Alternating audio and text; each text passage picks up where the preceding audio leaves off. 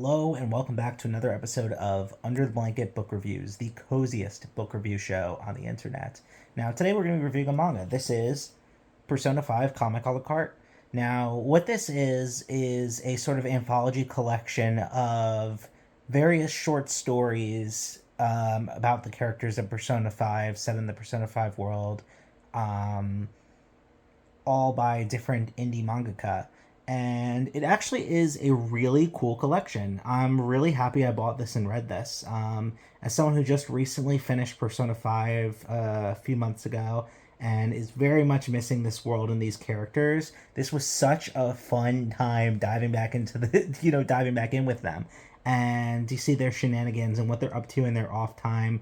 And even in their, interesting, twisty, comedic interpretations of their on time was actually really cool.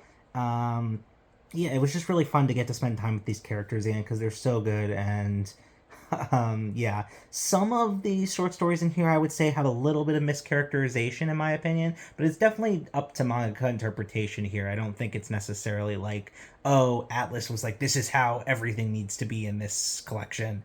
I'm pretty sure every mangaka had a lot of free reign here.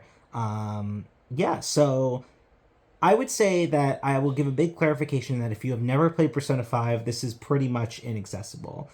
There's not much here that you will enjoy. It's really based on a knowledge of these characters and a love for these characters, and that's what's going to draw you in. And if you don't have that pre existing, this isn't the book for you.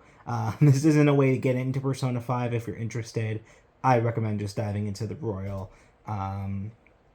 Yeah, I would say there were something that was really cool actually is that there were a lot of shorts in here, especially in the four coma sections that would be scattered around throughout. That would be just different collections of four coma manga.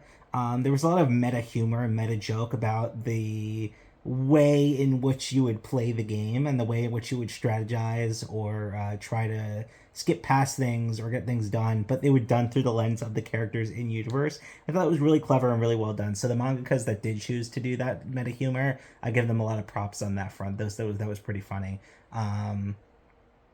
Yeah, I would say there are some. My only issue is that there were some short stories in here that mischaracterized some of the characters a little bit, especially like some of the stuff against Joker was like pretty weird, and I'm like, like I don't know, this doesn't feel right. But yeah, overall it was still a very fun time, and it was just so great to get to see some of these characters again.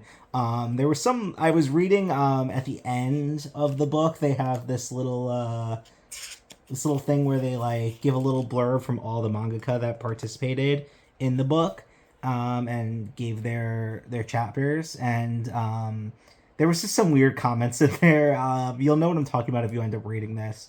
I just finished it like a few minutes ago, so that's why that's on what's on top of my head. So these manga might not be the best people in the world. I will say that just based on reading their comments.